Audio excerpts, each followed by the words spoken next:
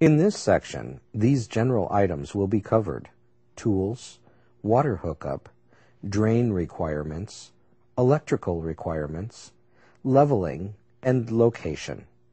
Some basic tools will be required for installing any washer.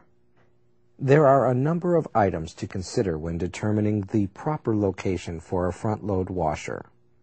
Access to hot and cold water faucets, drain, and a 120-volt polarized grounded outlet are required.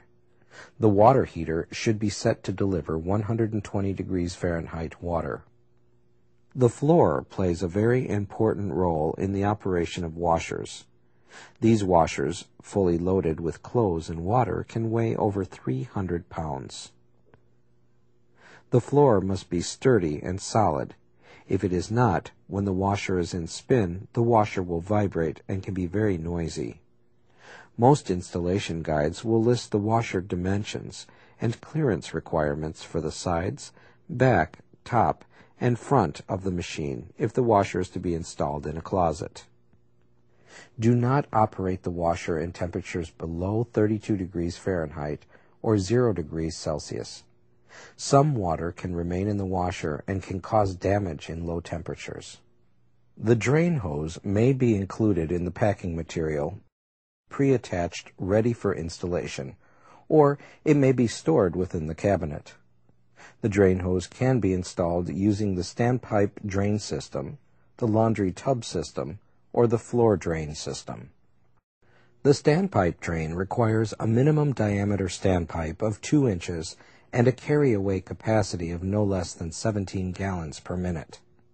The top of the standpipe must be at least 39 inches high and no higher than 96 inches from the bottom of the washer, and no more than 8 inches of the drain hose should be extended into the pipe. The laundry tub needs a minimum of 20-gallon capacity. The top of the laundry tub must be at least 39 inches from the floor. If a floor drain system is used, a siphon brake must be used. This must be installed even with the top of the machine. It is extremely important that all electrical requirements that are included in the installation manual be followed. A 120-volt AC polarized and grounded outlet should be used. It is recommended that this outlet be on a separate circuit breaker or time delay fuse. Some locations require a GFCI outlet if the outlet is close to water. GFCI is a ground fault circuit interrupter. This is an outlet with an internal circuit breaker that trips if a problem arises. All washers are packaged to prevent damage during transportation. These shipping materials must be removed for the machine to operate correctly. On this machine, a yellow strap must be removed from the back of the machine. This strap will pull out the shipping pins holding the tub in place. Others may have a shipping bolt which must be removed. Most machines will have some type of pins, bolts, brackets, or blocks used to stabilize the basket for shipping. New hoses come with most new machines. These new washer hoses may be color-coded. The red hose should be connected to the hot water faucet and the H indicator on the back of the machine. The blue hose should be connected to the cold water faucet and the C indicator on the back of the machine. Generally, the process should be to hand tighten the hoses, then use pliers to tighten the couplings an additional 2/3 turn. Do not over-tighten to prevent damage to the plastic water valve on the machine. Turn on the water and check for leaks around the faucets and inlet hoses.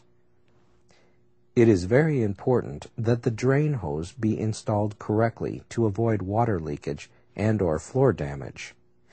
Many washers are shipped with a hose, drain hose hook, and a tie-down strap. The drain hose needs to be installed into the drain hose hook. The hook should be placed into the standpipe. No more than 8 inches of drain hose should be extended into the drain pipe. To prevent the hose from coming out of the drain during pump out, a tie-down strap should be used to secure the hose. Regardless of standpipe or laundry tub, the hose needs to be secured. Properly leveling the machine avoids excessive noise and vibration. Check the levelness of the machine by placing a level on the top edge of the washer, first side to side, then front to back. Make sure all 4 feet are stable and resting on the floor. Some washers may have self-leveling legs on the rear. This requires the washer to be raised and lowered onto the legs so they can self-adjust. After the washer is level, use an open-end wrench to turn the nuts on the feet tightly against the washer cabinet. All adjustable feet must be tightened.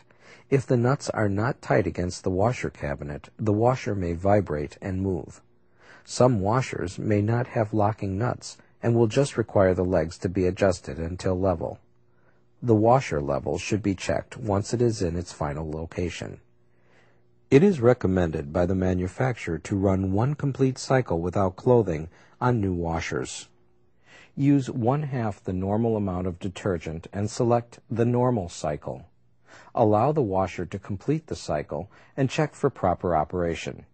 This initial cycle ensures the interior is clean before washing clothes. The washer is now ready for use. Always refer to the owner's manual of the appliance for specific model information. The owner's manual will have information that covers installation, operation, safety, maintenance, and warranties.